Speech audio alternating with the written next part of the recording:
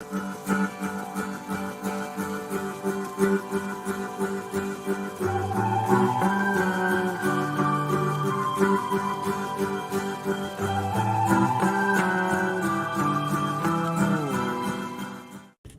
what is this? It's Indies, son. Goddamn Indies. What's an indie? Only the most unruliest, God-forsaken bunch of miscreants and misanthropes there has ever been. Who brought them here? I don't know, son. But if we let them in, they will surely be taking over. Well, Father, you know what we should do? Yes, son. We have no choice. We cannot let them take over our formulaic, automatonic way of life. But Father, it feels so freeing. Liberating. No, not you. No, son, not you. Come on, Father. Don't you know?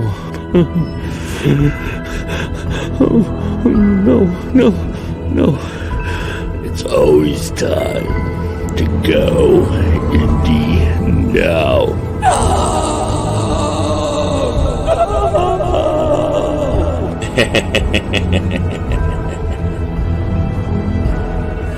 Welcome to GoIndieNow's This Year in Music for 2023. Now, here's your host, Joe Compton and JD Estrada. Hello. Welcome to the show. It's nice to see you all. We're here to unveil quite a bit. Since Mr. Estrada wasn't here with us a couple weeks ago because he was in Puerto Rico and the internet was a little less than savvy, shall we say? That's being kind. Yeah, JD has some more than music recommendations for us this morning, but we'll get to those here in a second. How are you doing, Mr. Estrada? 2024, so good so far? I'm coming out guns a-blazing. It's going to be bananas. It's going to be awesome. I got my water. I got my banana water. It's all bananas and obviously Timothy. And I'm actually trying out a new tea from my European box. This is one of the last things that I have to try. A really good friend of mine who's half Russian, half Ukrainian, and she had a tough 2023. She now lives in the Netherlands, and she sent me over a European box. I've been taste testing random stuff. This is a tea that she sent me. Earl Grey is one of my favorite teas. And let's see if it has enough Earl in it. It's hot. And it's got just a touch of Earl. That means that I'm doing well. I'm being cheeky, and I'm just happy to be able to chat here and have proper internet for a while. Awesome. As you so aptly stated, let's get the year started. We've got a lot of people in the chat, which is awesome. Regine said he tuned in yesterday because Sunday noon is time for GoIndieNow, and he was confused when it said started 24 hours. Sorry, buddy. That will not be the case from here on out, but just because it was New Year's Eve, we had some other things going on. This is some emojis. I'm sure that Vanessa was blowing us kisses and hugs and everything. So, but Anita's here and Indies. Yep, that's about right. Everybody likes the intro. Bob is here. Hi, Bob. Mr. Magoo. Vanessa's going to the Netherlands in March, so if you want to refill on your tea. AL Mangles here. All right. Hey, all right, everybody. Well, welcome. We are going to count down our top 10 with some honorable mentions of indie music this year. And we're gonna start with our honorable mentions, myself, and then JD is gonna go first, then myself, and then JD is going to launch into some indie games for us for a little bit, and then we'll go right through the top 10 till we get to about the middle of the countdown, and then JD's going to give us some book recommendations, some great Spanish English versions of stuff. So That's going to be awesome. A little spoiler alert, little tease Yeah. for everybody. But Mr. Estrada, why don't you start us off with your 3 little honorable mentions for the year O- of 2023 in music? Okay, so I had my top 5 locked in a long while ago. And then you're like, the internet wasn't cooperating. You're like, dude, let's do the top 10. And I was like, shit. So naturally, I went over all the albums that I listened to and stuff like that. And I was like, I'm still short like 2. And what happens is that you listen to an overabundance of music and you find some proper gems. So these are 3 albums that I found that were interesting for different reasons. Feeble Little Horse, it's got that shoegaze feel, that kind of low blood sugar, high dreaminess vibe to it. It's very, very nice. Um, I particularly like the lyrics. I haven't looked them up, but more than one occasion while listening, each of these albums I listened to at least 3 or 4 times. I'm not sure what was my criteria. Again, because I was running short on time, but at the very least 3 times. So if it holds your attention for 3 times, or at least my attention, it's worth at least a listen. Feeble Little Horse had that shoegaze feel. Again, the lyrics just from time to time you went like, oh, that was a good line, and it's just something that I think it's meant to fly under the radar. Um, Second off, the new pornographers, not the old pornographers. Uh, the new pornographers, which I'm always going to get a kick out from that band name. Dude, first off, that cover. I wish I had that for a book cover. I was gonna say this is a JD cover if I've ever seen one. For me, that blew me away. What also blew me away is that I think I've heard loose tracks from the new pornographers here and there in different playlists, and it's Uh-huh. always something that I go like, oh, that's pretty cool. And then what's always surprising for me is when I find one of those bands that I've heard a track here and a track there, and I suddenly go like, wow, this entire album is solid. I think, to give you an example of what I mean, do you remember the band Harvey Danger? Yeah, of course. Okay, Harvey Danger, it's sold as a one hit wonder. Do not pay attention to that, and please listen to their 3 albums. That band is super solid. The same thing happened to me with this album. I listened to this, and it's the type of album that I go like, wow, I'm gonna have to really do a deep dive of this band just to see what I'm missing out on. And finally, the whole steady. I can describe this as a combination of Bruce Springsteen, Thunder Road, and Randy Newman and the Butthole Surfers. The lyric sheet, you can probably put it on your Goodreads list, because each song it's just like never-ending winding stories, but it's captivating, and it does have that Thunder Road vibe to it where you're like, okay, is this song ever gonna end? But not in a bad way, in a good way.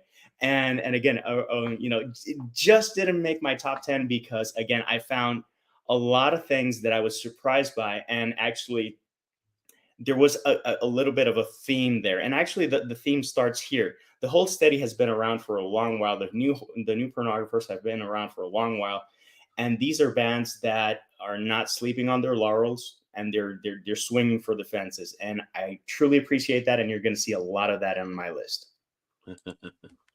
That's awesome. I wanted to point out that I have a feeling that when you mentioned about how the sensibility of the lyrics go with new pornographers. I had that little bit of a feeling because the name of the album is "Continue as a Guest," which is tongue in cheek for the internet. So I'm thinking there's probably some very, very satirical lyrics in there somewhere. It's another one that I want to dig into, but I think Feeble Little Horse, it was just that under the radar feel. New pornographers, I think musically, I think it's the best one, or the most surprising one. If you pay attention, you go like, oh, Mhm. what's that? That's different, and it's got really good textures and really good production.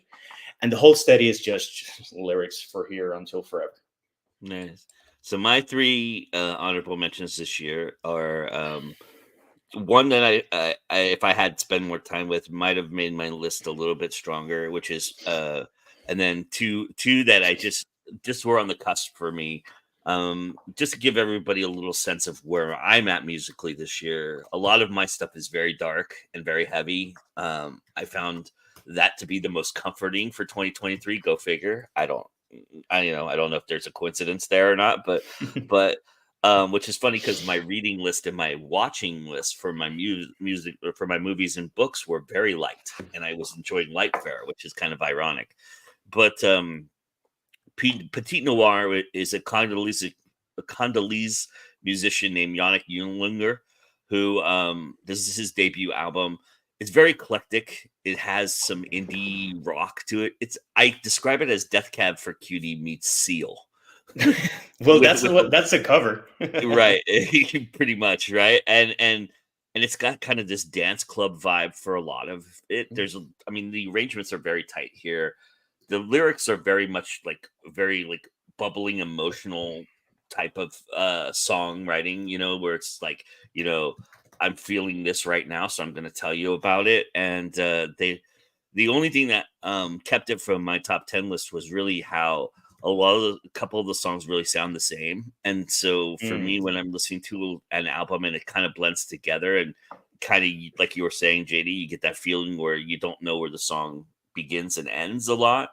That's the only reason. It's a small little thing for me. If you're into like Death Cab for Cutie, check out the single Blurry. Blurry is one of the more rocking tracks on this album. It's pretty good. My second pick is Margot Price, which is her Strays 2 album, her fourth album. She's a Nashville singer-songwriter who, if you walked into a club in Nashville, like a little bar club, you would go, yeah, this is rocking. They're probably a very, very good live band. They use a lot of great instruments, keyboards, horns at times. They sound very 70s rock mixed with country, the newer country kind of style. They remind me of Steve Miller Band, and obviously the comparisons for Margot are going to be Stevie Nicks. I mean, she just has that kind of wailing, very deep and insightful voice. A song like "Light Me Up" on this album reminds you a lot of like Fleetwood Mac. The arrangements are very strong. They're very polished. And in times it's kind of paint by numbers with the lyrics and even the melodies, so that's kind of why they kind of stay on the fringe for me. But it's an album I've gone back to a couple times already, and a lot of singles in here for me are very strong too. So I really enjoyed that aspect of it. It's a good album to listen to for that reason. And then an album you'll hear more about later, spoiler alert, is the album that I just didn't have enough time to spend with. And the songs I really enjoyed, like Woe and Mongrel, are the more heavier tracks on the album. I was really surprised by this North Irish trio of Therapy, as I try to do it with the question mark. Hard Cold Fire is the name of the album. This is their 16th album. They're 35 years into the business, which was very surprising. They've got kind of this interesting Bush, almost helmet-like vibe to me. They're easy. It's catchy. The percussion is fucking amazing on this album. I mean, the drumming is so good. They have nice rhythms that kind of pattern themselves into a nice beat. But like Mongrel is one of those songs that is like that deep guttural like feeling of like loss and just just fear, and it's really cool. It's the one that I keep going back to, so that's probably the one that'll stay on my playlist for a long time. And like I said, if I had more time with this album, it probably would have been deeper in the list, but it was just something that was introduced. You have to understand, with me and JD, especially for this list, for the last 2 weeks, we've been going back and forth going, have you heard this one? Have you heard this one? Have you heard this one? We've got last minute entries. Yes. And it's gonna be a recurring theme, at least for those honorable mentions. And the thing is that with Therapy, I had it for a little bit, and there's others that I listened to it, and from the first go, it's like, bam! I'm like, damn, Yeah. that's an album.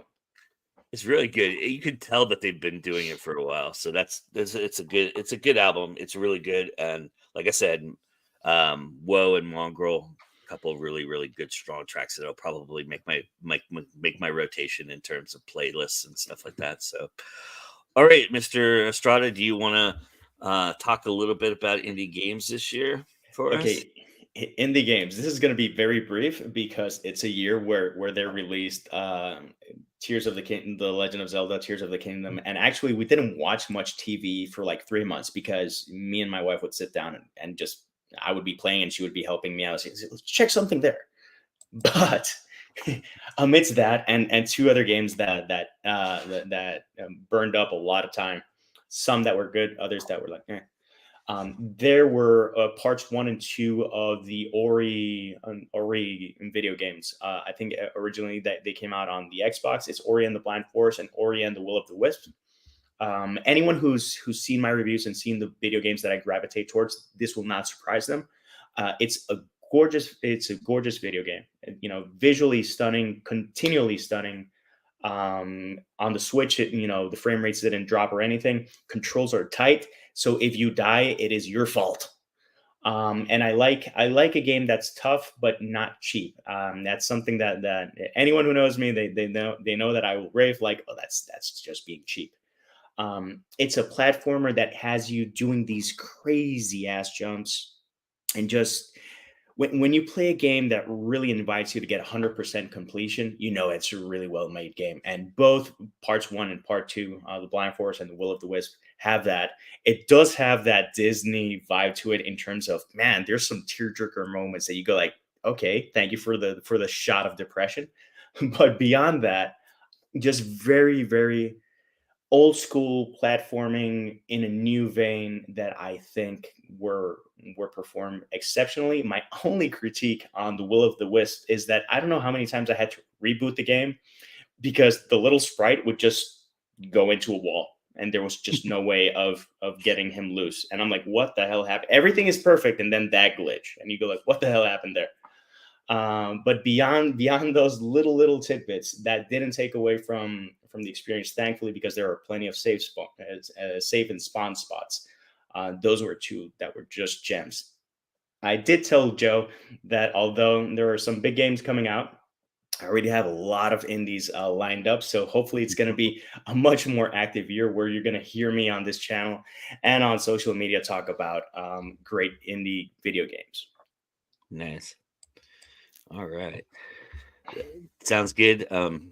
Sounds like there's a lot of it seems like gaming maybe even in the indie realm is starting to come to this point where you have to have an enriching storyline that's going to last you at least a few days to play through.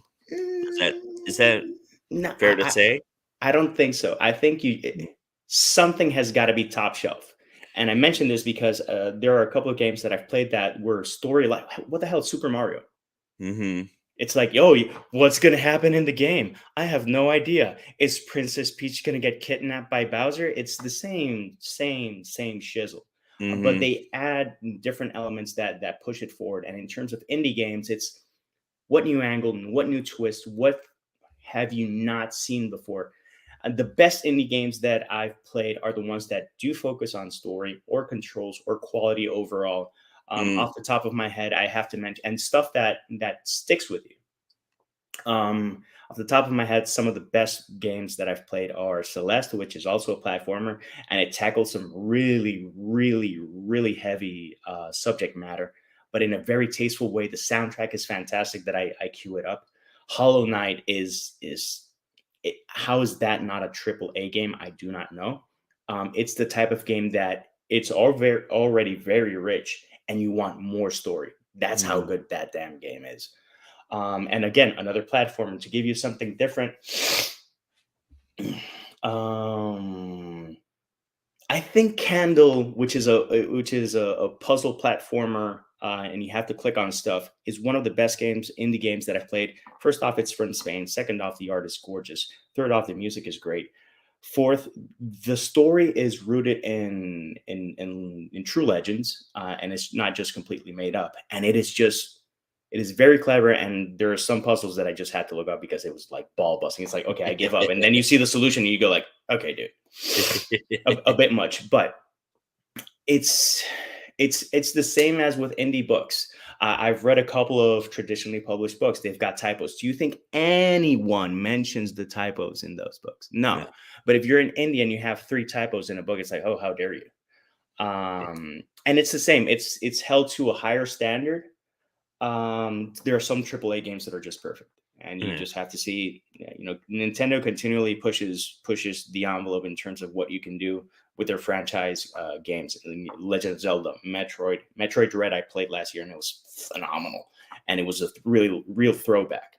And there's my critiques are some decisions that they make in terms of controls and stuff. But the story was great, music was great, and there are some really white knuckle moments that is the best that Metroid has to offer. When it comes to Right. indies, there are a lot of people that settle, and those are the ones that you're going to see in the bargain bin for $2.99 and stuff. But I actually picked up a couple of really cheap games that do not look like bargain bin games that I don't know why they're being sold that cheap. And when I review, we'll talk about that a little bit more. Sounds good. All right. So let's move into our top 10 list here. I'll start off with my number 10 of 2023, and it is called It's by the Young Fathers. It's called Heavy Heavy. The Young Fathers is kind of a hip hoppy, indie-ish Edinburgh trio. This is their 4th studio album. They remind me a lot of A Tribe Called Quest musically. They have incredible sampling. It's very strong. They're sampling great bass beats. It's the best mixed album, I believe, of 2023. The mixing in this is just gorgeous, and I love the way it flows from one song to the next. It's angsty. It's kind of got like that kind of like it's like a very old school reggae where it's kind of, let's have peace and love, but let's do it with some guns and some punching. And Peace, love, and ammunition. Okay. right, and these guys really know how to kind of put a song together and kind of put an arrangement together. Rice is this kind of weird, like trippy space thing that starts the album, and then songs like I Saw and Shoot Me Down are songs that have been on my rotation all year long, and it was tough to keep this album off my top 10 list. So that's my number 10, Young Fathers, Heavy Heavy. So very cool. But if you like Tribe Called Quest, it's a recognizable sound. So. Yeah, but you look at that cover and it looks like someday it's gonna be. Yeah, it does, right? All right, Mr. Estrada, you want to talk about your number 10? So if you've never heard of Blur, that means you've never said woohoo at the beginning of a song. But beyond that, Blur is one of those bands that's just weird. Where they started, where they blew up the first time, where they blew up the second time, and where they settled into in their latter years are 3 different bands. Mm-hmm. And they're all. I don't think that early Blur has aged as well as, let's say, early Oasis and other Britpop bands. But I do appreciate it. I do like it. I like it for what it is. Midpoint Blur. If you go to a basketball game, you're gonna hear song number 2. Period. And latter day Blur. What I like about it is that it's 4 guys that know how to play music with each other and are comfortable, and each of them is their safe zone. That's what it feels like. It doesn't feel forced. It doesn't feel like it was a war of attrition. It doesn't feel like they had to overthink anything. It's like they brought some ideas, or maybe Damon brought in most of the ideas, and everyone fleshed it out in a way that it feels cohesive, organic, natural, and free flowing. I think I can say the same about music from the Red Hot Chili Peppers when they play with John Frusciante, specifically Unlimited Love in their latest. It has that feel in terms of, that they weren't, okay, we got to bust our balls. It's like, this is the song, this is where it goes. Mm-hmm. The recurring theme in my list is bands that are old that might be a little, or artists that are old that might be a little melancholy, but are not sleeping on their laurels. And definitely the Ballad of Darren um, hits on a lot of points and hits on a lot of things that is worth it. It's been a while since I saw so many albums that consistently were like, okay, dig into the album, just listen to the album, don't use it as background noise. Because I think everyone's used to that. It's like, pay attention to this album because it's got something that's going to stick with you. And I really like that. Nice. I love that. That's cool. All right, my number 9. Let's get really physical here. It's the I, hardcore band Drain. They are a quartet from my backyard in Santa Cruz, California. It's very hardcore. If you listen to bands like Sick of It All, or even to a certain extent, there is a little bit of Hatebreed and bands like that you'll recognize. One of the cool things about Drain, though, is that they kind of use some kind of like bass lines, like Fugazi ish bass lines that kind of slow things down a little bit. I mean, this is standard fare for hardcore. It's very bass heavy, punching rhythms, very like you get strong pit circling vibes from this album, right? I mean, this is the kind of album you want to run around in a circle and throw punches and elbows and things like that. And it's very cool. It does all the things that a good hardcore album does. It is their debut album. And so I look forward to seeing how they evolve and how they grow, because that's the thing about hardcore bands that you kind of love. You kind of like to see their maturity and how they kind of grow into it. And these guys certainly have a good footing for them to start with. It's very nice. It's if you just need something to headbang to, this is really, really good album to do that too. So the logo, the cover looks like something from old school skate they're brands. they highlight in their shows, which is kind of funny. They highlight, hey, we're the hardcore band you could wear Bermuda shorts and Hawaiian shirts to and come and hang out and right after you've gone surfing, which obviously lends to their Santa Cruz roots. But is it you would dig it? You go bodyboarding in Santa Cruz and then come up and watch the show. So happily. Well, I don't know if nowadays, because after a really good surf, it's like, I don't think I'm going to do much this evening. Maybe I'll have a beer. True. I put that to the test in my last week in Puerto Rico. My last week, I surfed 5 times, and I surfed to a really good level, and I'm still buzzing about that. I still have a little bit of tan. So. Yeah, I remember you telling me that you got some good surf in there, so that's good. Yeah, I did. All right, you ready for your number 9? Bring it. Here we go. Okay, Big Reg, it's been a while since I recommended an EP. This is technically an EP. The thing is that it's just as long as some of the albums on this list. Big Reg, unfortunately, people think have phrased it like the poor man's Chris Cornell or Soundgarden, and I think they're much more than that. I do see the influence of the vocal attack, and that's not fair. That's not fair at all. And even physically speaking, if you see The Pleasure and the Greed, which I think is my favorite album from this band, if you see the cover, you go like, there's a little bit of Chris Cornell vibes to it, but there is it's a different approach. It's a different attack. Big Reg has always been a bit more prog rock, and it's not mainstream. It's just a different beast altogether. Soundgarden was its own thing. And Big Reg, it's its own thing. The thing is that maybe they got so much shit for people saying, oh, you sound like Soundgarden, that they wanted to sound like Tears for Fears in the first track of this album. The intro is like 2 minutes long, and it's like very synth heavy.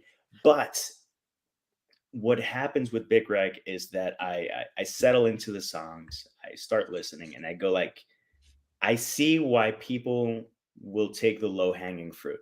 I totally get it. But if you're not paying attention, that's why you're going to be missing out. Lyrically, song structure, musically, it is very solid. Ian Thornley is a hell of a guitarist, and he does not get credit at all for his chops, which I think is crazy.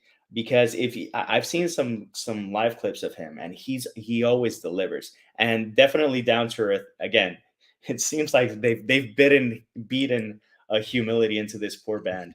But I listened to this EP, and again, this is a band that's been around since the '90s. They don't put out anything that is lukewarm. And we're going to talk about this more. And I'm specifically further up the list. There's one band that I'm gonna highlight and what that band has done and what other bands have done. But Big Rec never rests on its laurels. They always want to bring something fresh, something new, and they have at least 3 tracks that you go like, wow, that's a really good track. And being an EP, they were selective, and it's going to be. It says pages 1, so I'm expecting pages 2, and I'm expecting that to also make my list. Yeah, I think they're a very, very good amalgamation of what we're talking about with a lot of these bands today, and there's a lot of like standard grounding that a lot of these bands do, but within the album itself, there's a lot of experimentation that I think is very interesting, and that is certainly when I listened to the first track, I was like, whoa, wait. This is not Big Rec that I remember, right? And then you get into it further, and you go, okay, all right, they've settled in. Yeah. Tell me that it doesn't give you those Tears for Fears vibes, like Yes. like '90s Tears for Fears, like Elemental. You hear that, and you go like, okay, when is this I'm gonna start? It's not like, lyrically, but musically for sure. No, lyrically it might be catchy, but it's I don't. I think they don't do that. They don't do that as the reason why I say Soundgarden is a little bit of kind of a punch in the face for this band is that these guys kind of tend to I want to say they bravado a lot more than Soundgarden does in a lot of ways. Very, very 90s rockish kind of, where Soundgarden was kind of teetering on the metal aspect of it.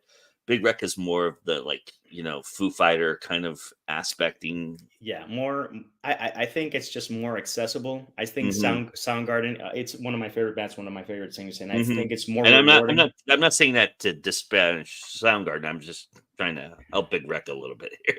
Yeah, but it's just a different thing. It is. Yeah. The way that I would compare, and I'm not going to say this disparagingly, Tool to Chevelle.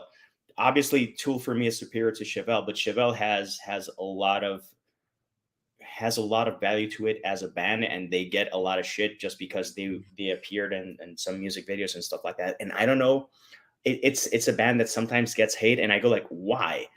The only thing I could criticize about that is that they kicked out one of their brothers. Chevelle was a 3-brother band, and they kicked out the bass player, and that was really messy. And that's the only thing I could criticize, just because you go like, man, why can't?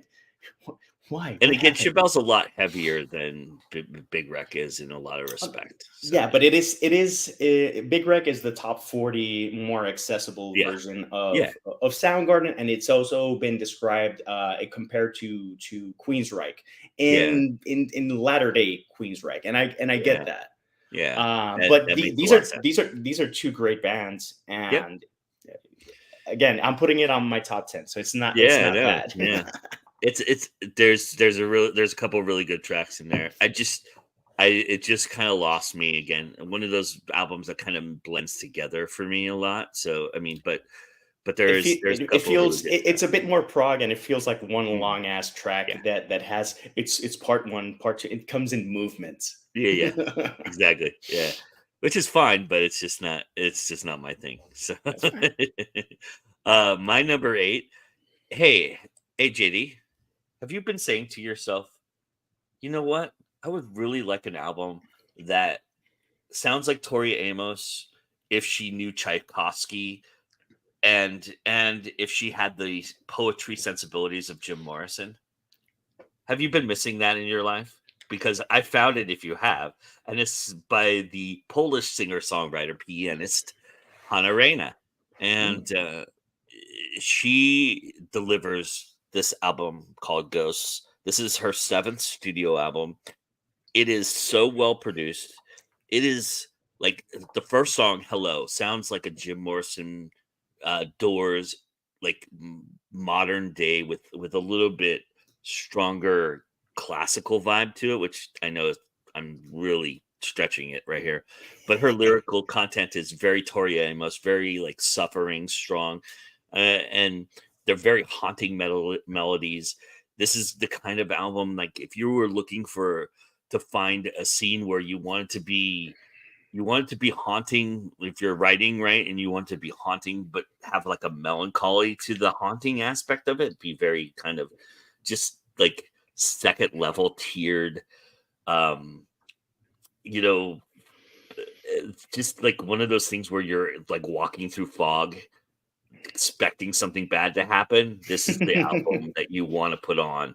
It's poetic, it is structured so well. I mean, you could tell she has such an incredible grasp of the pianos, and the the synthesizing aspects of things, and her ability to sing those kind of deep corroding melodies with like even kind of like a throatal guttural aspect to it. It's very, very cool, and it's just one of those things that you have to experience. um it's one of those albums that does have a lot of uh, instrumental changes to it, but it also has this kind of nice little flow to it. Like, we were just talking about how I don't really care for albums that have the same kind of song to them, and this doesn't. But it feels like a concept album, which it's not, but it feels like that, and it's very cool. I love that aspect of it. Okay, So, interesting. Ghost by Hana Reina, everybody, is my number 8. Interesting. JD. So people will know Phil Selway from Radiohead, but they should know Philip Selway from his solo albums. I'm always intrigued when band members of a famous band release side projects to varying degrees of success. I think in terms of of quality, um, for some reason and not because of style, this made me think of Ben Shepherd from Soundgarden. Again, Soundgarden. No, Ben Shepherd's I'm solo. sensing a theme. Yeah, no, but Ben Shepherd's solo album. It's HBS, and the album name is In Deep Owl. I really like that album because it flexes different muscles for Ben. People know him as the bass player for Soundgarden. And that album, the only thing that he didn't play was the drums. For Phil Selway, Philip Selway, the funny thing is that people know him as the drummer for Radiohead, and he's an excellent drummer, and he didn't play the drums for Strange Dads.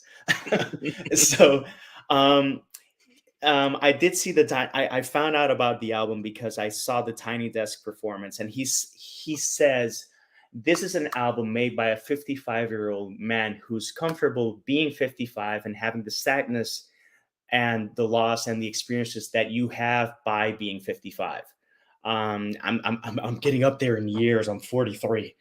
But I can appreciate that, and I can appreciate him flexing different muscles. Lyrically, I think this album is beautiful, and it's very melancholy. So if you need something to brighten up your day, this is not the album to pick up. If you want something but it's beautiful melancholy. It's not sad. And it's reflective. I think that's a better word than melancholy. It's an album that you listen to and it goes like, huh, I felt that. And I really appreciate that. And I again, like Ben Shepherd, I think he's often overlooked or not taken into consideration.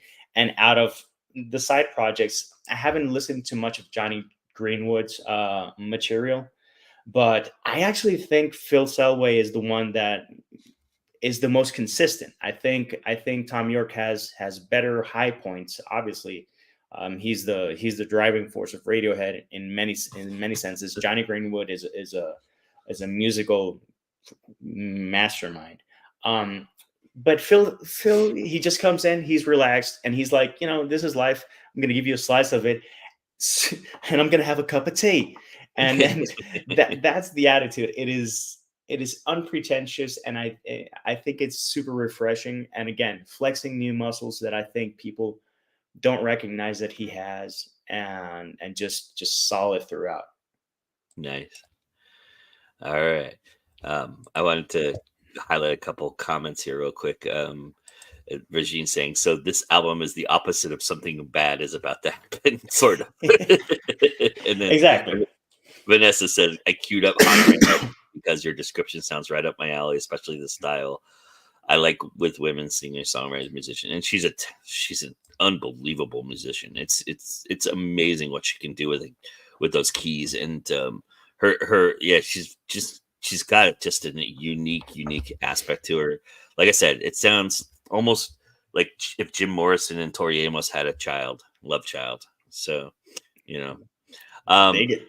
my number 7 is a band that pretty much makes my countdown anytime they release an album. This is their 16th album. It is Enslaved. It's Hemdahl, and they're a Norwegian doom death metal band. They make Amon Amarth sound like Metallica. They just are so talented musician wise.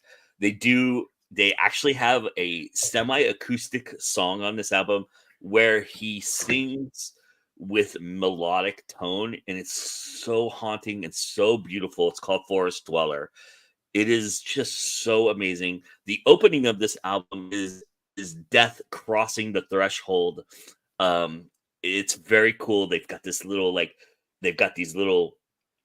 sounds in there. It's like, and it's, they're trudging across the dead divide of the worlds in the ocean, and it's very cool. It's just a great way to start. Enslaved is one of those bands that has the most incredible openings to their songs. They Mm. do these kind of cinematic openings, which of course is going to obviously warm my heart.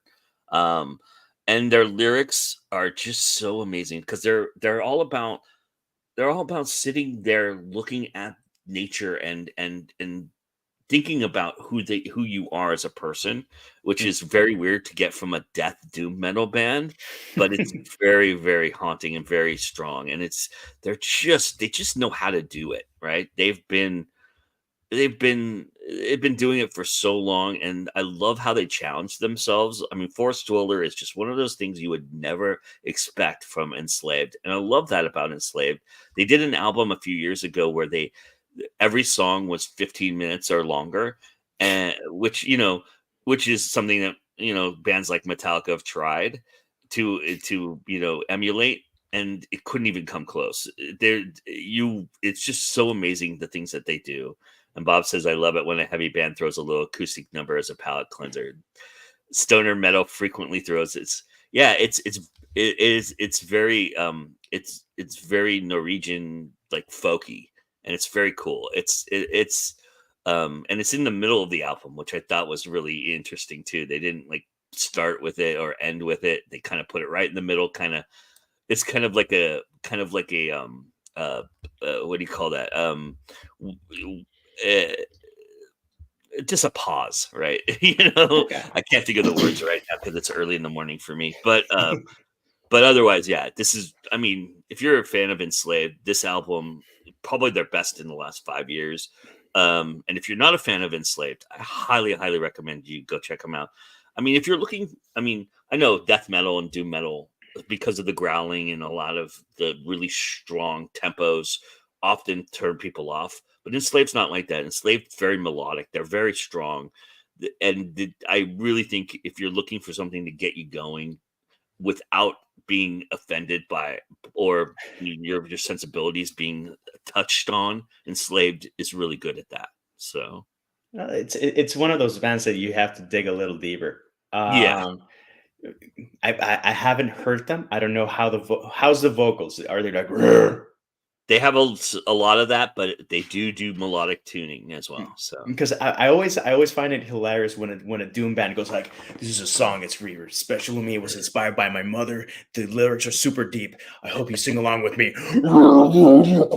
well, it's kind of like so they do a lot of what like On Earth does, where they're kind of like Vikings are on the shore, kind of looking over their lives and what they've accomplished, kind of vibes. That's a lot of their lyrical content, but it's also very modern. They do a lot of things about modern technology and political, and it's really well driven. They're a very, very strong band who really just has done it so well from the beginning. So That's cool. yeah, I really dig them. Yeah, an interlude. Thank you. That's what I was looking for. An interlude. I was gonna tell you that Regine had nailed it. Yeah. But yeah, you should check out Forest Dweller, JD. I think you'd really dig that song. So. No, anything that I haven't listened to on your list, I'm listening to. I didn't do it before. We had shared because I just needed to focus on my list because if not, it's like, oh, Which is Shiny. ironic because your number 7 is what I turned you on to, and you kind of gravitated towards. So Yes.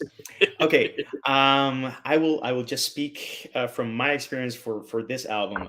As Joe just mentioned, he recommended this. He's like, I think you would like this. And like him, I think it's an album that if I listen to it more, it will probably crawl up 1 or 2 spots.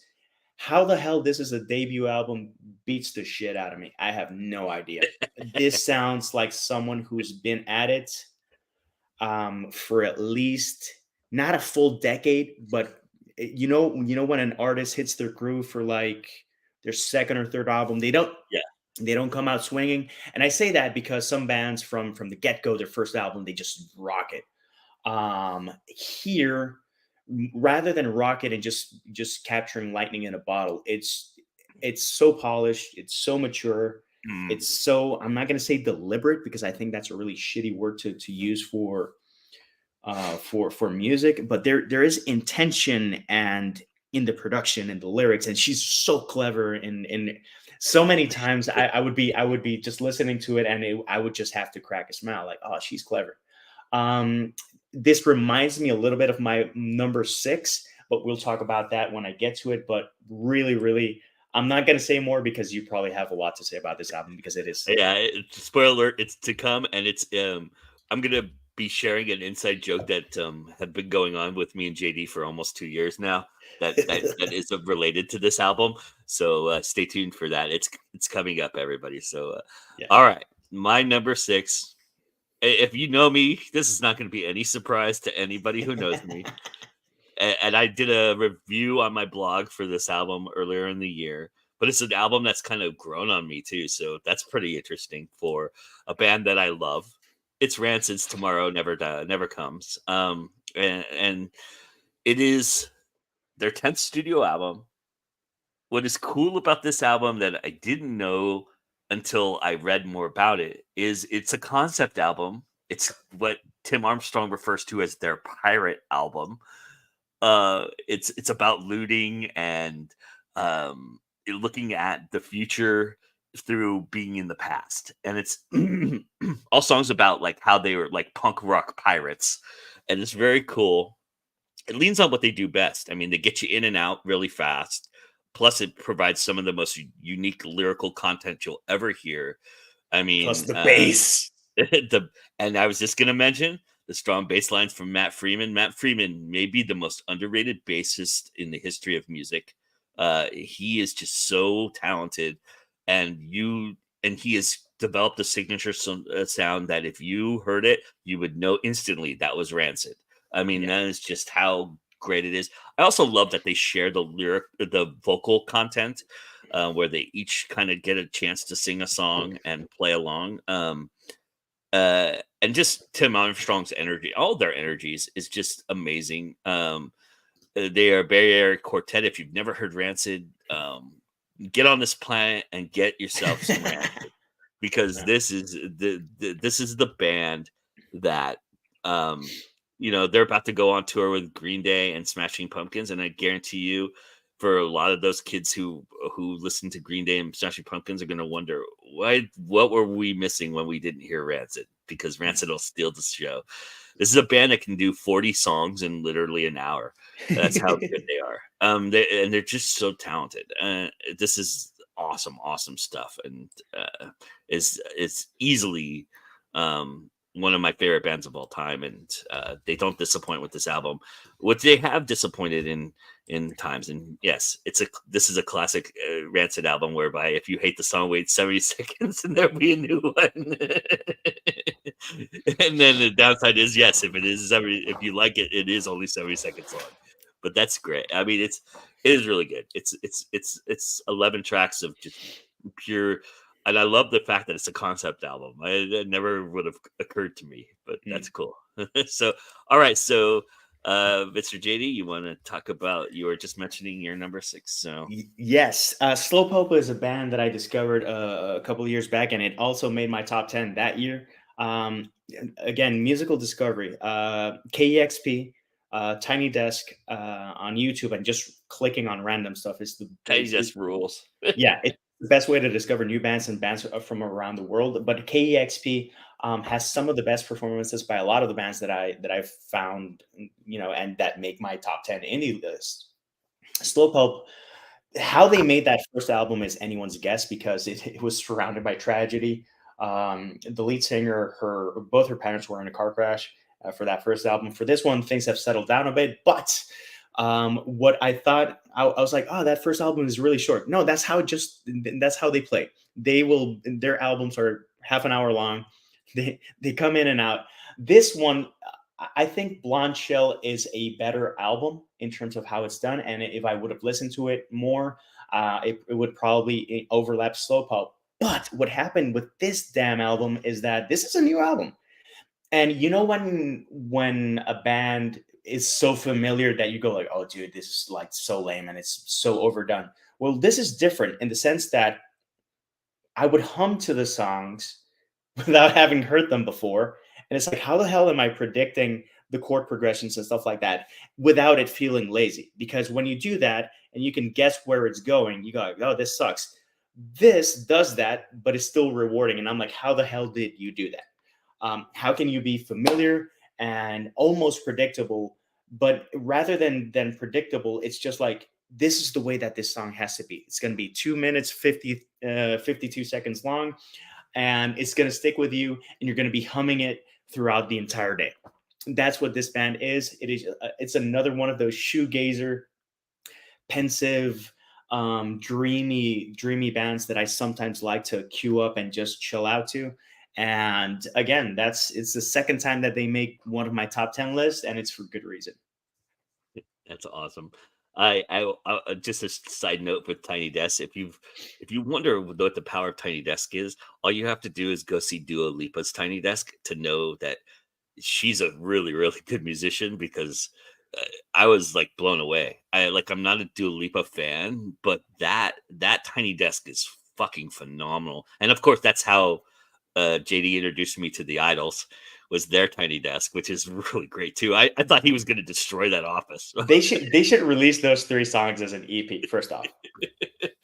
And what I love about Tiny Desk is that often people bring their A game. Yeah. I can mention so many bands, but the only one to your Dua Lipa point, T-Pain's Tiny Desk. If you haven't heard that,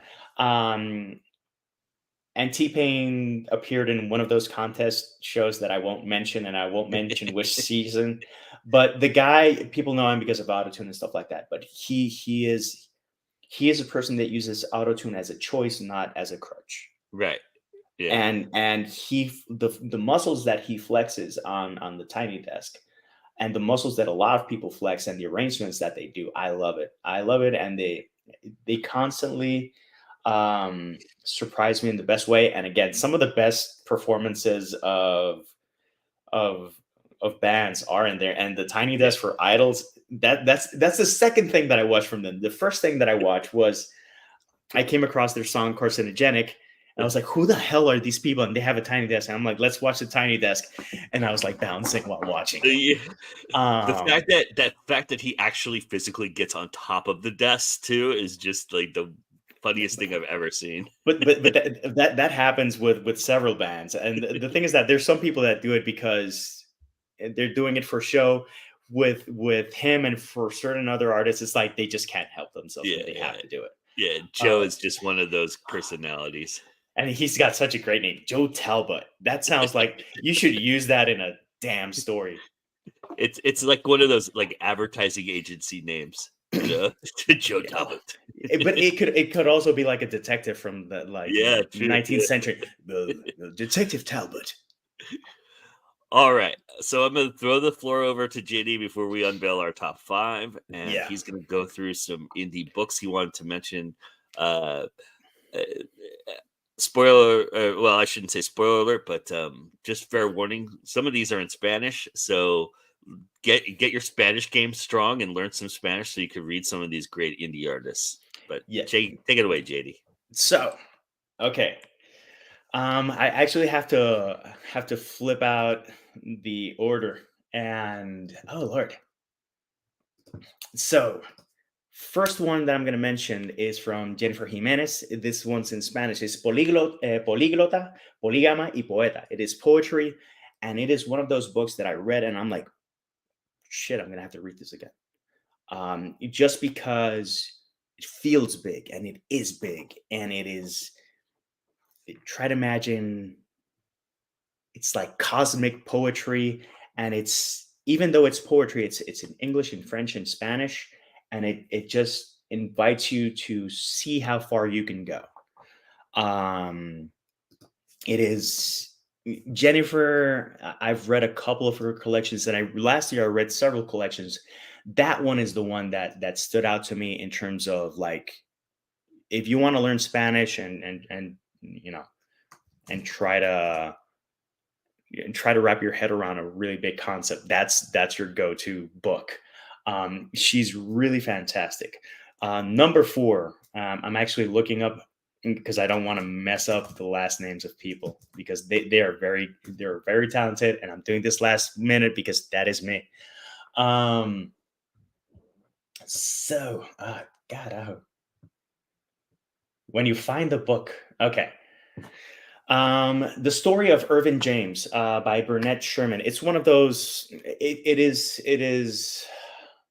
a book that is a cliche to read during Black History Month, but it is a book that, and she's related to Irvin James. I'm not going to go into much detail about the story. I'm going to just say that, those stories that you read about, slavery and the development of Black people during those times, and that transition. um it's a very real slice of life. It's very intense. um and I met Burnett several years ago in a writer's workshop. She does several different things. um I don't think even she knows how good this book is. I know that it was personal. I know that it's from her family. I know that being a Black woman, I know this means a lot to her because of all those things. But beyond all those things, this is a very, very beautiful book. It is heartbreaking, and it shows how difficult life was. You know, Nowadays people get COVID 5 times because it's Pokemon. In those days, if you got a cold, you could die. And it gives you that slice, and how someone would work a trade, and how from working a trade you can buy your own freedom. To give you an example and a little bit of what that story is about. Again, I read it for Black History Month. That is the cliche. What is not a cliche is this book. This book is really, really good, and she is. It's good enough for me to give her a try in other genres. I know that book was really important for her to do for the right reasons. Number 3, if Kristen Garth or Anais Charchenko release a poetry collection, it's going to be in my top 10. That is as simple as that. This one is Lollygagger by Kristen Garth. Kristen Garth is an exceptional poetess from Pensacola, Florida. Um, her themes are intense, and it's the type of poetry that you read and you go like, wow, that didn't come from research, that came from life. And if you get to know her a little bit, she's very, very genuine. She's very, very sweet. She's extremely talented. Out of all her collections that I've read, and I've read about 6, this one, because it's sonnets, this is where she goes like, okay, Shakespeare, let's add some sex, and let's add some grit, and let's add some real life to it. So it's a very intense collection of poetry. None of her collections are lighthearted and whimsical or anything, but this one is a notch above in terms of quality, and in terms of, I like with poetry one of two things. I like it to always be accessible. I like it to be personal, but I like it when it's challenging. This one, when you read a poem, you go like, "Damn, she really really reflects some intellect here, some intense muscles. These are not free verse. This is crafted. This is chiseled. This is working with marble. This takes patience. This takes talent, and this takes a poetic soul." And she definitely has that. And I have just great things to say about her writing in general. Number two, Andújar, the Robot Gentleman of San Juan by Carolina Cardona. She was featured on this channel a couple of months back, and I met Carolina at the Puerto Rico Comic Con. First off, she's a sweetheart. Second off, she's a steampunk, wonder that lives in Florida. And if you're in Key West and see this sparkly anime steampunk wearing lass that just has a bubbly energy to her, that's her. That there's no one else. Her book, Andújar, the Robot Gentleman of San Juan, is in English, and you can read that one. It is weird, and it invites you for the ride, and it is one genre until one point, and then it shifts drastically. And some people, they get bucked off the ride, and they don't enjoy it. I enjoy it because I enjoy anime and I enjoy mecha stuff. But I think that from that book, the best writing is that last chapter. The entire book is good. The concepts are good. The mood and the atmosphere is great. And it gives an alternate take of Old San Juan, which gave me ideas and gave me the push for a concept that I will be developing later. And for me, I mentioned that because for me, that's one of the highest compliments that I can give someone. That I read something and I go like, it's not that I want to copy, it's that I want to bring my A game, and I want to do something as good or my version of something like you did, because it was that impressive. But that last chapter, it's just a wrecking ball in your face. And I say that in the review, and I told her that, and I told her that some people might be disconnected with that anime Gundam mecha scene that she has. And I mentioned that not to ruin the story, but to invite you to please just go with it. Just go with it, because you're gonna be rewarded. And finally, my favorite indie book from last year, and I gave her all the praise, is El Secreto de tu Magia. This one's in Spanish, and it is by Cassandra Santiago. And sidebar, I saw Cassandra, and I really hope that I got her name right. I'm actually checking right now. Because this is live, and obviously I'm going to embarrass myself live. No, I got the name right. Okay. Yay. I was standing here. She was there. She was like diagonal from me, and she had a really good weekend, and she was very sweet. And I bought her book. And then this is her. Neat. I know exactly who this is, I think. Yeah. And I bought her book, and I was like, sign it and please bring it to my booth, because there was like a bunch of people at my booth. I go to my booth. She comes by the side, and she's like, she gives me the book. She gives me a hug, and she's like, that in part I wrote this book because a couple of years back we talked about it, and you really helped me a lot. You and other people were instrumental for me to just go for it. How Cassandra has imposter syndrome is beyond me. This book is sensational. It's worth learning Spanish for. And she is very sweet. She is very talented, and she's working on the sequel, and I just can't wait for that. I'll talk about this book in another video, and I'll do it in English. So maybe she gets the idea to translate that, or you get the idea to learn Spanish. And that's my top 5. Awesome. That's fantastic. And JD's being very modest about what she said, because I was there, I was around it, and she was was that her boyfriend or husband that was with her? They were talking together. I don't know, or her partner or somebody, but he was telling me that the whole reason she wrote this book is because of JD's kindness and what he told her and gave her advice for and everything like that. And yeah, so it's really, really amazing, that story. And cool. I mean, I can't. I have such a long Spanish reading list, including one by our own JD Estrada I'm really looking forward to, because it's dark and brooding, which is not normally JD's. Yeah, Penumbra.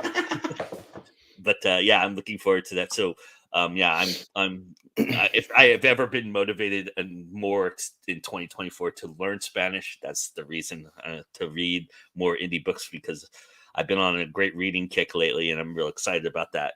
I will say two things about your list. One, Anais is the kind of poet that makes me want to be a better writer. I couldn't make a better compliment than that. I mean, she obviously Bright Needles is one of my all-time favorite books. But it's just, when you read something that has so many dimensions and so many layers, it is impossible to put into words how much that really touches you and grabs you. And she does that so well. And I think Christina is one of those that does that as well. And then for Cassandra's book, right, Cassandra, right? That's her name. Yeah, El Secreto de Magia, The Secret of Your Magic. Yeah. Okay, so as far as the manga thing goes and everything like that, no, that one's Andújar. Catalina, right? Catalina. And Carolina, and that one's in English. Yeah. So that the manga thing, I started reading the book when Madeline talked to her, and the manga thing, I have a real bad thing about five act structure. Let's just get it out there. But I will say this book might have not changed my mind, but given me a little hope that there is something within that structure that I can gravitate toward. It is very weird, though. It is a very weird book. So it is very weird, and that section, I mentioned that it's weird, and again, I mentioned that it's weird because you just got to go with it. And I went with it. Fantastic, though. It was top shelf. But again, that last chapter, so many authors butcher or botch that landing. So many high profile authors botch that landing. And that last chapter, when I read it, I was like, I got chills and stuff. I was like, that was spectacular. Yeah, if you haven't seen that interview, it's a character-driven interview that Madeline did earlier in her season 2. I'll put the link in the description for everybody to check it out, because it's worth it. She brings the actual robot to the interview. So, if you see her, you're gonna see her with the robot. Yeah. Look her up. It's worth it. She's a super sweetheart. She's super active on Threads if you're into Threads. Mm-hmm. And she's a big Instagrammer too. I see her on Instagram all the time too. So yeah, but she's taken a real liking to Threads. She's one of the few people that have really taken a liking to Threads. I just do it. I kind of enjoy it too, but I haven't been as active as I should be on there. But anyway, all right, I digress. All right, so we're gonna now narrow down our top 5 indie albums of 2023, and of course, we were just talking about it. But Blondshell, the debut album from Sabrina May Tettelbaum, better known as Blondshell, LA indie rocker. I was mentioning that there's an inside joke that JD and I have shared, and that's about Liz Phair for the last 2 years. This is the album Liz Phair should have put out 5 albums ago. This is so beautiful. It is okay. I will say this about this album, and why it's not higher on my list is because the first 2 tracks, if you listen to the first 2 tracks, for most people who like this kind of Phair, kind of 90s, Lilith Phair kind of rock. I don't know how other ways to describe it. I know that's a terrible way to describe it, but the first 2 tracks, you just got to get past them. In fact, just skip to track 3, which is Salad, and go from there, because the middle of this album is the best middle I've heard of any album this year. Salad, Septis. There's so many of these great tracks that she has. The strong FU lyrics, beautiful angsty lyrics with nice melodic arrangements. It is. She does remind you a lot of Liz Phair if you hear her. And just kind of that I don't give a fuck. I'm just gonna say what I want to say, and they're just it's just such an intelligent lyrics, and they're so fun, and it's really cool. And you go, fuck yeah, that's cool. That's how I describe Blonde Shell. Fuck yeah, that's cool. But JD's so right. For a debut album, how the hell is this a debut album? I mean, she must have been cultivating this for 10 years, Easy. because it's so fantastically polished and very well done. And so everybody go check that out for sure. That was my number 5. JD has another familiar for number 5. It's gonna start getting familiar in the top 5. Speaking of I don't give a fuck. Queens of the Stone Age new release is very ferocious. If you have listened to the track, you will get that joke. If you haven't, you really should listen to it, because it is Queens of the Stone Age. They are incapable of releasing anything that isn't top shelf, and this just adds to the lore and legend of Queens of the Stone Age. Josh Homme, actually, I found out that he's a cancer survivor, and there's a little bit of those topics in the lyrics in this album. Again, if you've listened to Queens of the Stone Age, you're going to get some tight rock, you're going to get some awesome guitar hooks, you're going to get some clever lyrics, and you're going to get some insights. And you're going to get whiplash from going from cheeky to epiphany. So it's cheeky and what the fuck, and I don't care, and it's all that swag, and it's like that Ginger Elvis vibe, and then something that's so poignant that you go like, damn, that's worthy of a tattoo. And I think that's the best way that I can close out describing this album. Lyrics are oftentimes worthy of a tattoo. Again, another great tongue-in-cheek album cover in Times New Roman. I think that's fantastic. Such a title. And very, very apropos of Queens of the Stone Age. There's a lot of great. There's some really cool, interesting dynamic to this album that I really enjoyed too. Just the lyrical content that kind of goes with like a little super happier melody. That's the deeper, like the really, it's almost, it really plays to Josh Homme's personality, I think, a lot, because it's a lot of, ha ha ha. And then, but it's like deep introspective lyrics, constantly. So I love that. All right, my number 4 is the latest entry to my list. I literally put it on like 2 days ago, and I discovered it 2 days ago. And the one that you sent me? Yes, the one I haven't stopped listening to since then. It's the only thing I've been listening to for the last 4 days, actually. And I sent it to JD, going, "Holy shit! I just added one to my list." It is Uzu by Uzu. Is their self-titled debut album. They're a Quebec trio who are 3 guys. One guy's from Canada, one guy's from the United States, and one guy's from, I think it was Belgium, I think I said. I don't remember the third. Colombia, which is far from Belgium. I don't know where I got Belgium from, but Colombia, Canada, and United States. They're guys who have been in 3 different punk bands and kind of came together. It's kind of a super group, if you will.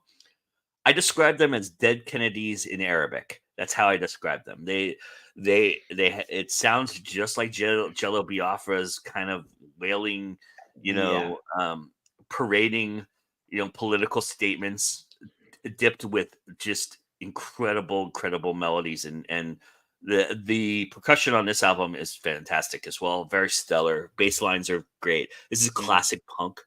You won't understand a fucking word of it, but that doesn't matter because it just rips. It just is so cool. And actually, I learned a couple words in Arabic just because, I was a little worried I was listening to a terrorist album, to be honest, but that's a bad way to put that. But because, you never know with punk rock, so I just wanted to be sure that it was sensible lyrically, and the lyrics I was able to find about it Very, very nicely done. It's very, it's not that, and shame on me for thinking that. But you know, it is. It's actually a lot of stuff is about beauty and you know, which is very punk rock as well. Hey, you know, we look good ugly is kind of the theme here, and it's really good, and it's just a fantastic album. It's so well enriching and everything like that. I just uh you know, like Clockwork was pretty much my album. Oh, okay, cool. Anyway, so that's a great album. If you like the Dead Kennedys, you can't go wrong with this. You'll vibe to it very easily. It's a very cool album. So It's got a lot of energy. I really enjoyed it. I didn't put it on my list because it's not my go-to music, but if you yeah, put this on, it's caffeine in an album. And it's like, and that reminds me, there's actually a band from Germany. I had to do the same process as you. They're called Wizzo. yeah. And I was like, I really hope this is not some Nazi shit. You're And I was relieved and pleasantly surprised to find that Wizzo is actually very feminist, very pro people, very much messages that are in line with my way of thinking. So I was like, oh, thank you for not being Nazi. I really hate our society sometimes that shames me into thinking that, because that shouldn't be the way it is. But you know, you don't want to be rocking out and find out that you're listening to like white supremacy music or anything like that, right? You know, Yeah, so you don't want a high five from a skinhead. Yeah, that's a good. right. Yeah, that's my jam, and you go like, "What am I listening to?" Right. So I was, but the lyrics are actually very beautiful if you That's cool. delve deep into them. So it's really cool. So it's worth it. It's a good album. I really enjoyed it. So and I still am enjoying it. It's literally what I'll listen to when I go on my walk later today. So, Cool. all right, JD, your number 4. Okay, speaking of old bands that do not rest on their laurels, I am a big fan of Filter. I am a big fan of Richard Patrick. I'm a big fan that he doesn't settle.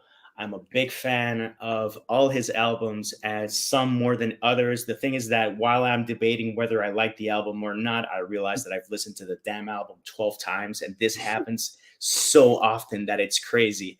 And I mentioned that because we mentioned about bands that kind of coast. Rolling Stones, oh Lord. But let's not use the Stones, because the Stones, their top shelf stuff is awesome. Metallica is a great example. Now, the two examples that I want to give is one, Bush, because Bush, when they got back together, which was 2 out of 4 original band members, the last album is the first album that hasn't sucked. Because they released 2 albums that are just like dumpster fires of mediocrity. And I know that's unfair because it's an album, but I'm a fan. I'm a fan of their music, and to listen to something and go like, man, that sucks. And Collective Soul has not released an album that I've given a fuck about for years. It's a good one. It's harmless music, but it doesn't add to it. With Filter, and specifically the algorithm. Okay, the first question is, how's the screaming? Because if it's a Filter album, he's gonna scream and he's gonna yell. The screaming is still there. I don't know how he still has a voice. So the next question is, how are the songs? How's the composition? How are the hooks? Lyrically speaking, I don't think anyone's gonna make a case for Richard Patrick being the most eloquent person ever, but he does have a knack for getting good hooks and just getting lines that you just can't get out of your head. And there are a couple of times where, even though lyrically it's not amazing, how he phrases the melody with the lyrics, I go like, how the hell did he think of using those syllables in that way, and how the hell is that catchy? And that happened with at least 2 tracks in the album. I'm not going to say which. I would invite you to listen to this and let's have a conversation. I don't think Filter gets the love that the band deserves. I've seen videos of Richard playing with his arrangements of bands, because it's a revolving door. And I think this is the first album that in a while that he's lyrically collaborated with someone. Mm-hmm. I'm not 100% sure, but it might have done that in other albums. But I think this one, he let go a bit and just went with what other people suggested, and which I think was interesting. And the last song, Control Alt Z, um, it has a line that it goes like I'm high as a motherfucker, high as fuck, and stuff like that. And it's you go like, wow, that's almost childish. But then you go like, you're humming that little line, and you go like, it's not childish. Sometimes that's how you feel. Sometimes that's the emotion that you capture. Sometimes that's what you take out of life and experiences. I think this album has several tracks that really impressed me, and although it's it's one of those bands that it's not the band that if you cut me and I bleed, it's not what's going to come out. But it's Yeah. always a band that somehow makes it into my rotation. Yeah. I read that Richard really super hates singing "Hey Man, Nice Shot," which is like their hit, right? So it's like, But it's still a great song. yeah, But again, it, every single album has moments where I go like, you didn't phone. I don't think he's ever phoned anything in. no, Sometimes you go like, okay, dude, that's a weird muscle to flex.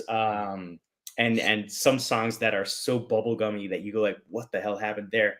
But if you give it a second or third listen, I think that's from The Sun Comes Out Tonight. There's a couple of tracks there that are like, what is this aqua thing? And then after you get over yourself and your false masculinity, toxic masculinity, and you listen to it, you go like, man, that's a catchy song. yeah. I was highly surprised to look at all the guest musicians and not see Mark Tremonti's name on there, because this is right up his alley to join into a band like this for a day. I mean, John Five was in there, the other Mark Tremonti of music. I'm also surprised Dave Grohl hadn't made an appearance on any Filter album either. But I think Dave was busy doing something else, anything else, really. playing on another album. People Yeah, people go like, oh, Foo Fighters and Nirvana. The amount of tracks that Dave has contributed drums to, or other stuff that people have no idea. Going back to like Clockwork, which Bob mentioned. yeah, Um, I Appear Missing. The drum is fucking Dave, and that's one of my favorite Queen's songs ever. And it's like yeah. crazy that it's like, yeah, I was on that song. Yeah. Yeah, I was super disappointed. They did that song at Aftershock about 3 or 4 songs in, and they had already lost the audience by then, and it was pretty disappointing. And he was pretty upset about it. But it's It is what it I is. agree. I agree with Bob's hot take. Absolutely, one of my all time favorite albums. Really. Yeah, I love Probot. I love that album. It's so good. Um, it's got Lemmy in it. It's got Lemmy. It's got Venom in it. Yeah, I remember. Wow.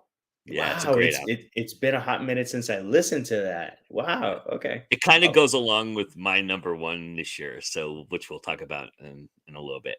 But okay. my number 3 is an album that JD is going to talk about a little bit later, so I won't steal a lot of his thunder on it. I will just say that we've also done a review, he and I together, on this album.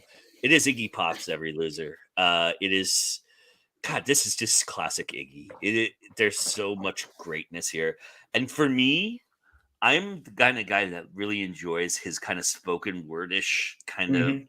um deeper stuff. I mean, it's just incredible. I mean, the first song rips. Frenzy is just like one of those go-tos for me.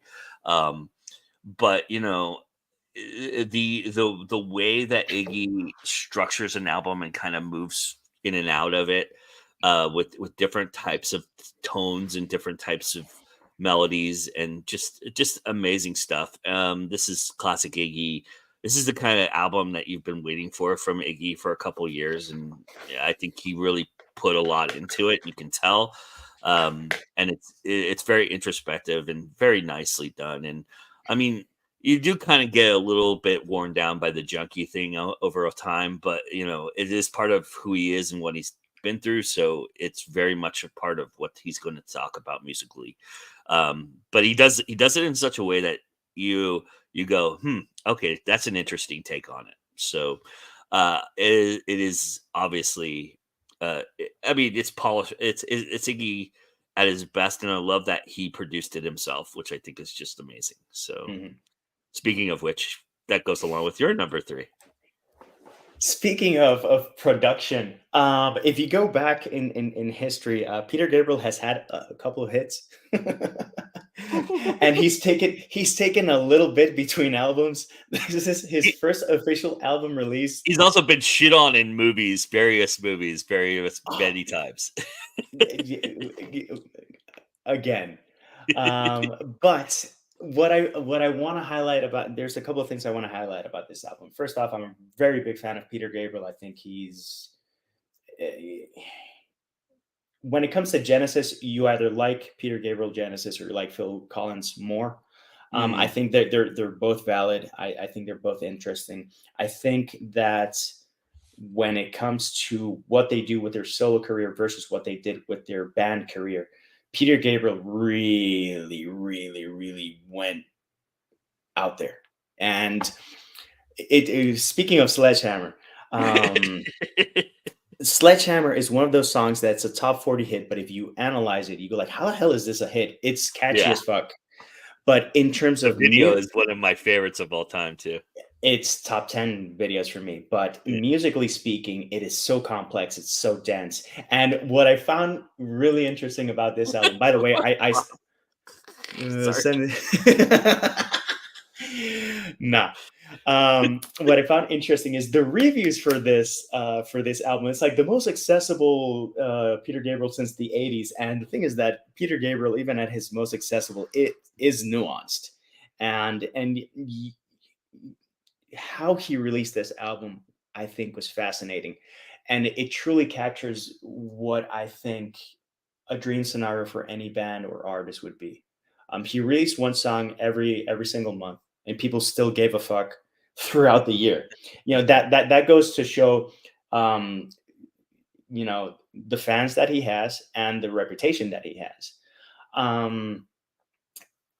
The lead single for this album was Panopticon, and Panopticon, it starts really broody, etc., and then it has this really almost basic chorus if you don't pay attention to what he's doing and the chords that he's aligning. And this album constantly shifts from something very nuanced, something very technical, something very different, to something very accessible. And lyrically speaking, it's almost like a love letter to let's hope we can save this world. That's like the theme so often. And let's see if we can save our humanity. The songs about love and loss are so gorgeous. And I saw this guy live. And if you have the chance to see him live, please do yourself a favor and go. Because it's an experience with what he does on stage, with what he does musically, and his voice. As always, the key or the star instrument of a Peter Gabriel album is going to be his voice, because it's one of the most unique voices. The rasp that he has, the falsettos that he can hit, and that he hits live and effortlessly. It's like, what the fuck? This guy is just. He is his own thing. He is, and he's a natural born storyteller. The lyrics of the songs tell a story. Him live in between songs is a storyteller. Musically speaking, if you pay attention to the chord progressions and the things that every single person is doing in a song, it's impressive. Tony Levin is one of my favorite bass players. I think that people, when they finally see it's Tony Levin, they go, "Oh, that guy." But he's the type of bass player that when you see how he attacks and what he brings to a song, it always enriches it. And him and Manu Katché, I think, are just one of the most unique rhythm sections ever. I like Tony a lot more than Manu Katché. I like Manu a lot. But when it comes to the musician, not the singer, the musician, that I go like, wow, what is he going to do in this song? It's odd that in a Peter Gabriel album, I'm paying the most attention to the vocals and the lyrics and the bass. This is stellar. It is an hour long. It is worth your time. He released it one track at a time. There is a bright side mix, there's a dark side mix, and there's an inside mix because he went indie all out. There's 3 mixes to every single song, and it's like, how excessive can you be? And he's like, I don't care. This is what I wanted to do. Hence And the title. yeah, but what is fascinating about this is that sometimes you're gonna like the bright or the dark side better. I think that if you're gonna listen to this with headphones, the inside mix, it is Dolby surround sound. So serve yourself some tea or a very slow cocktail and just go away with it, because it is, in terms of spatial quality, in terms of, if you close your eyes and you try to visualize the room, you're going to hear something that is ahead of you to the left like 10 feet, and then you're going to hear something that's behind you to the right like 5 feet, and it's closer, and then something on top of you, and it's a very, very, very interesting experience. So it's worth getting very expensive headphones and just going to town with it. This is a good opportunity because Peter Gabriel is one of these that I wanted to mention.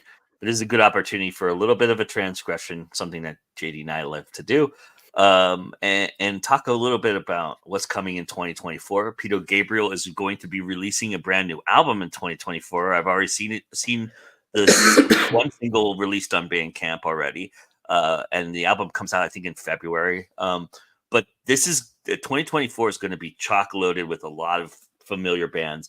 Wet Leg is supposed to release a new album in 2024. The Idols have a new album in 2024. The Smile has which is Tom York and Johnny Greenwood.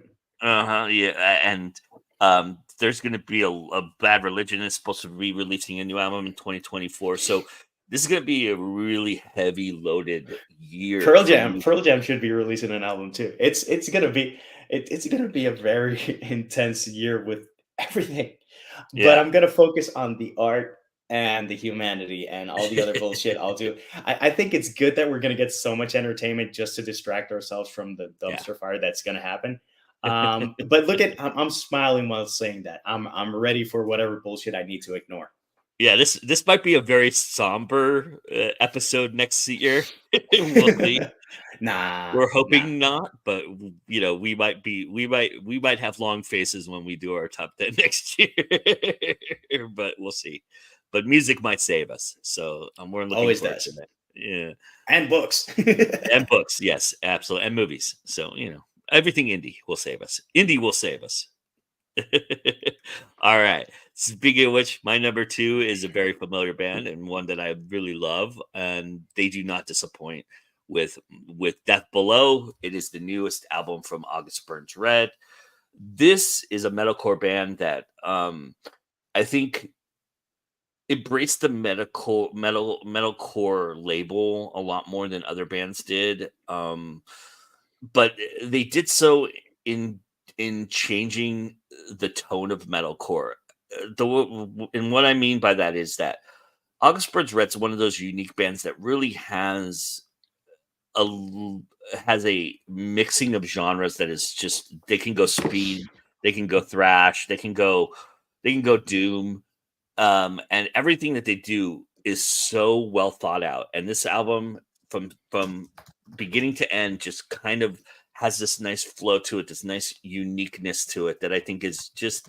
And if you're into the kind of really strong guitars that lead into this just nice melodic bridge that lead into this nice chorus, this album is perfect. It is perfect in that respect. It is just an amazing. Yes, they did a Christmas album, and it's fantastic.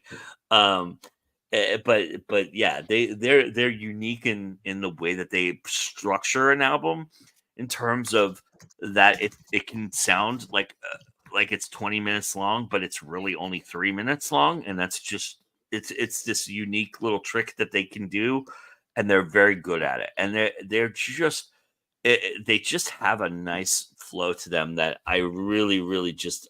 As soon as I heard this album, I knew it was going to be on my top 10 list, which is not something I would say about every album on here. I didn't feel that way about the Rancid album, and the Rancid album grew on me. Blonde Shell is one of those. Uzu is obviously one of those because it literally got on my top 10 list in 2 days. But this album, I knew from the moment I heard it when it came out that it was going to be on my top 10 list, and I really was looking forward to talking about it. It is their best work by far, and they just keep topping themselves, which is just unique for a band that's been doing it as long as August Burns Red has done it. So this is a really great album. Look at that cover. The cover is fucking amazing.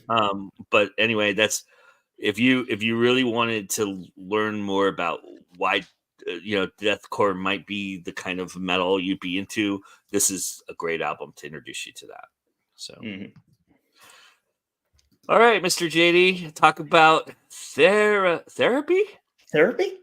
I shared this one with Joe, and how did I find this band, and how the hell did I didn't know about this band? The second question I have no answer, because this is a band that's so solid that I have no idea how the hell I didn't know about this band before. How I found out about this band, and out of all those random groups that you follow on Facebook, there was one that put a post that had an album from Collective Soul, an album from Soundgarden, an album from, I forget, I think it was Bush. I'm not sure. No, it wasn't Bush. It was another band. I'm not sure which one it was, but it was also one of those 90s bands. And then Therapy. I'm like, who the fuck is Therapy? And I'm like, let's go check it out. And it's like, the new album is half an hour. And I'm like, I got half an hour. And from that first song, they shoot the Terrible Master. I'm like, what the fuck have I been missing out? Who the hell are these guys? What? Joe also mentioned Mongrel. But Poundland of Hope and Glory, these are songs that the highest compliment I can give a band, or one of the highest compliments, because it depends on my mood or where it resonates. When I was going to surf, I queued up this album and I would put Mongrel and Poundland of Hope and Glory back to back. And then I was surfing. I was like, let's do this. So that's how good this band is. And this album is my love letter to musical discovery. If you see something that you don't know what the hell it is, it's in a bargain bin, it's in a YouTube stream, it's in a link, it's something. Listen to it. Listen to a track. Listen to 2 tracks. You might find one of your favorite albums of the year. I certainly did. I, again, have no idea how the hell I didn't know about this band. I will be digging into the entire discography. I listened to a track here and there, and I'm like, there's a lot that I'm going to like here. But this album, it's half an hour. It's 10 tracks. It starts, doesn't stop, and it's worthy of putting on replay all and to fucking sing it at the top of your lungs while hitting a big air or a big roll while surfing. Yeah, I mean, they were in a crowded field of bands that were really making it with the same similar sound, and that's unfortunate, because I think they do it a lot better than a lot of those bands. You know, I think it's due to where they're from Yeah. and just accessibility. You know, being Ireland, right? Yeah, Northern Ireland. Yeah, Being from Northern Ireland in the 90s, first off, what you had to cope with. Second off, it reminds me of the Frames. Glenn Hansard is the singer for the Frames, and that's a band that's huge in Ireland and parts of the UK. And they're huge. They would play a festival over there. But if the Frames came stateside, they wouldn't be able to fill out a 2,500 seat arena if you don't use the name Glenn Hansard. And the Frames is top shelf. Yeah. This band, it has that Helmet vibe to it, but vocally better. Helmet, for me, it's hit and miss with the vocals. Sometimes it just works with, it's like Butthole Surfers. Sometimes it just works with the song, and other times you go like, I wish the bass player or the drummer would give it a go. Yeah, they lean on distortion a lot, especially in a few of these tracks. So there's a lot. They lean on that, but man, the hooks. Yeah. Wow. Yeah, it's a good album. It's like I said, if I had more time to marinate with it, I think I would really enjoy it. But no, I went to serve that a couple of times, and it would always make it into the rotation. And when it gets to the point that it's not only in the rotation, that I'm trying to time it for when I park. And I have that as the last thing in my brain so that I can go, like humped up on adrenaline and go for it. dude, I really like that But album. Mongrel's a great example of how different they can be. So I mean, it's a really that's just one of those tracks that stood out to me for sure. Yeah. You know, Yeah, um, it's sometimes the vocals were like, those '80s hair metal bands yeah, that went with this approach, and then it has this '90s glorious yeah, chorus that you go like, yeah, I can't get this out of my brain, and I don't mind. yeah. Uh, so now we're to the moment, everybody. Our number ones. If you've been paying attention, you'll pretty much figure out what JD's number one is. But I don't know how to feel about my number one album, to be honest with you. Um, because this band is not known for the music that they've produced here. Um, and I don't know if that's insulting to the genre that I love, or if it's an homage, or if it's just worth it. But for me, I'm going to go with homage, and I'm going to go with, because they do it better than a lot of the bands do it now, which is also very troubling. But if you're a fan of speed metal or thrash metal and you do not like this album, I don't know that we can be friends, honestly. Um, because King Gizzard and the Lizard Wizard, Petro Dragonic, Apocalypse, or Dawn of Eternal Night, excuse me, is my number one album of 2023. It is this band is basically Modest Mouse, Australia's version of Modest Mouse, but they decided out of the blue, and they do this very often from what I've read because they put out a lot of different albums. They actually did an acoustic, like folky album as well. That they get these moments where they just decide they're going to do something, and they stay with it, and this is the result. This is their little commentary on the pandemic, and when the world was ending, decided to go thrash metal, which is, I guess, apropos and appropriate. But this album just rules. It is. We were mentioning Probot earlier. It's very pro body. It's got a very very good Probot vibe to it. It just is so catchy, so violently thrash, and it's so beautiful. It's really good. Um, um, I would if I tell you what, if they just tour on this album, I would go see it. I've listened to a lot of their discography, and a lot of it gets lost for me. But I mean, I'm like, they're missing their calling here. I understand that this was a one-off, but man, I'm really hoping they do a sequel and do another thrash album. Uh, this is perfect. This is a perfect album for me. I just could not stop listening to it. And it is just that good. And God damn it, how dare you? How dare you take a genre I love and emulate it and make it so fucking perfect and good? But hey, I gotta give props where props is due, right? You gotta give credit where credit is due, and you gotta give them props. Um, Melvins are a band like that, not afraid to take on a whole new genre with an album. Yeah, for the most part. Another band that frustrates me. Melvins frustrate me a lot. You know, uh, I could go another lifetime without hearing Backwater ever again. But I but this is just great. It was my favorite thing I've listened to all year long. I knew it was going to be my number one the moment I heard it. So, and I think we talked about it like early on in the year, if I remember correctly, JD. We had a conversation about it. Yes, we did, and we talked about my number one as well. Yes, yeah.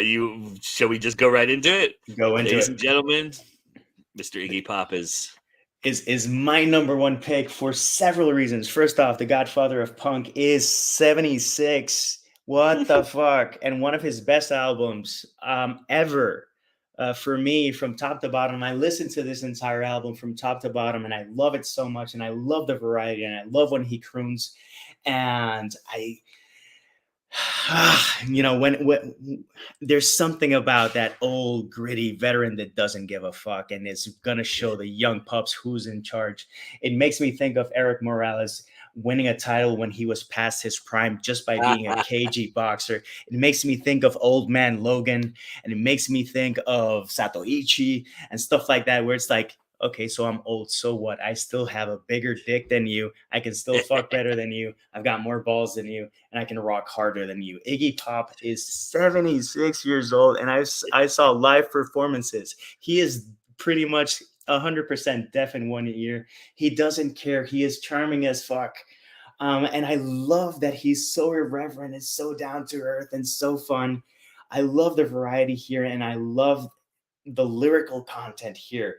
I listened to this album at the beginning of the year. I was like, what the fuck? And why is this the #1 album for me this year? Because every time that I heard an album that I was like, wow, that's a good album, after I would listen to that for a couple of times, I would listen to Iggy Pop and go like, Iggy's is better.